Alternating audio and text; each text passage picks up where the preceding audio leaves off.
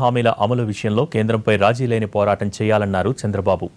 Pawan fact finding కమిటీతో టీడీపీకి నష్టం లేదన్న ఆయన జనసేన విషయంలో సున్నితంగా స్పందించాలని, అదే సమయంలో వైసీపీని ఇరుకున పెట్టాలని సమన్వయ కమిటీ భేటీలో నేతలకు ఉద్బోధించారు.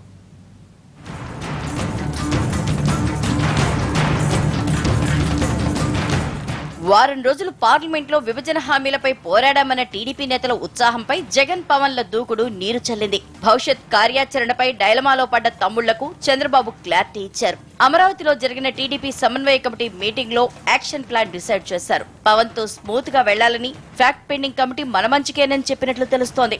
అందుకే సమన్వయ కమిటీ భేటీ తర్వాత టీడీపీ నేతలు పవన్ పై ఆచితూచి మాట్లాడారు. పవన్ కళ్యాణ్ గారు కాంగ్రెస్ పార్టీని కూడా ఆహ్వానించినట్లుగా మాకు తెలిసింది. ఇప్పుడే రాష్ట్రానికి దుస్థితి తెచ్చిన కాంగ్రెస్ పార్టీని ఆహ్వానించటం సమంజసమా అని ఒకసారి నేను గుర్తు చేస్తున్నా.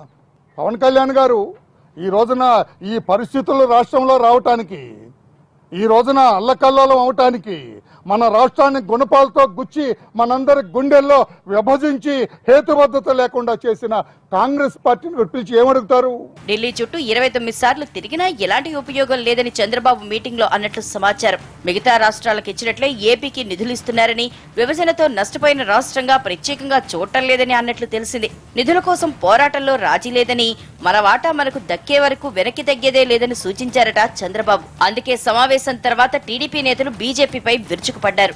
90% హామీల అమలు జరిగిందంటున్నారని, నిజానికి 9% కూడా చెయ్యలేదని మండిపడుతున్నారు. ఢిల్లీ వెళ్లి ఇంటర్నల్ మీటింగ్స్ లో మన రాష్ట్రం గురించి, రాష్ట్రానికి కావాల్సిన అవసరాల గురించి, రాష్ట్రానికి వాళ్ళు ఇవ్వాల్సిన చేయూత గురించి 29 సార్లు ప్రశ్నించిన నాయకుడు నారా చంద్రబాబు నాయుడు గారు. ఈ రోజున ఓపెన్ అయ్యాం మేము. ఎప్పుడైతే మీరు బడ్జెట్ లో మాకు మొండి చేయి చూపించారో ఓపెన్ అయ్యాం. ఎంతకైనా సిద్ధమని, ఈ రోజున రాష్ట్ర ప్రయోజనాలే మాకు లక్ష్యమని ముందుకెళ్తున్నాము తెలుగుదేశం పార్టీ అని చెప్పి కూడా తెలియజేస్తూ వైసీపీని టార్గెట్ చేయడం కొనసాగించాలని చంద్రబాబు టీడీపీ నేతలకు సూచించారు. రాజీనామాల పేరుతో జగన్ కొత్త నాటకానికి తెరతీశారని, విజయసాయి రెడ్డి రాజీనామా చెయ్యరన్న అంశాన్ని ప్రజల్లోకి తీసుకెళ్లాలని దిశానిర్దేశం చేశారు. ఏపీకి న్యాయం చేయాలని మొదటి నుంచి టీడీపీనే పోరాడుతోందని, పార్లమెంట్లో వైసీపీ బడ్జెట్ బాగుందని చెప్పిన అంశం కూడా ప్రచారం చేయాలని చంద్రబాబు ఆదేశించారు. నీ సహచరుడు, నీకు అత్యంత ఆప్తుడు, నీతో పాటు ఉండే వ్యక్తి ఎటు విజయసాయి రెడ్డి రాజీనామా చేస్తున్నాడా లేదా అంటే, ప్రజలతో ఎంపికైన ఎంపీలను రాజీనామా చేయమంటావు. నువ్వు ఎంపిక చేసి నీ స్వప్రయోజనాల కోసం ఢిల్లీలో ఫైట్ చేసే విజయసాయి రెడ్డి మాత్రం రాజీనామా చేయడానికి చేయించి ఈ రోజున విజయసాయి రెడ్డితో నిజంగా నీకు రాష్ట్ర ప్రయోజనాలే లక్ష్యమైతే అదేం లేకుండా విజయసాయి రెడ్డి మాత్రం ఎంపీగా ఉండాలట, మిగతా వాళ్ళందరూ కూడా రాజీనామా చేయాలట.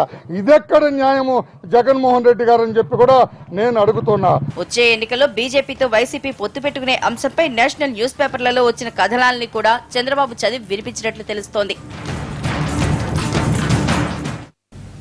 అంతకుముందు నెల్లూరు జిల్లాలో పాదయాత్ర సందర్భంగా ఎంపీల రాజీనామాలపై జగన్ ఏమన్నారో ఇప్పుడు చూద్దాం.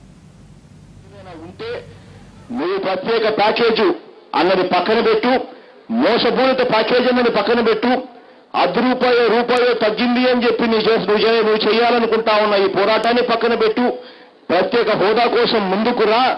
వైఎస్ఆర్ కాంగ్రెస్ పార్టీ ఎంపీలతో పాటు తెలుగుదేశం పార్టీకి చెందిన పూర్తి ఎంపీలందరూ కూడా మొత్తం ఆంధ్ర రాష్ట్రానికి చెందిన 25 మంది ఎంపీలు మొత్తం రాజీనామా చేద్దాము.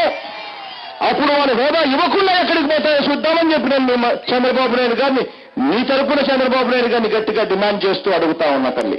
కనీసం ఇప్పటికైనా చంద్రబాబు నాయుడు గారు కాస్తో కూస్తో జ్ఞానోదయం అవుతుందేమో, ముందుకు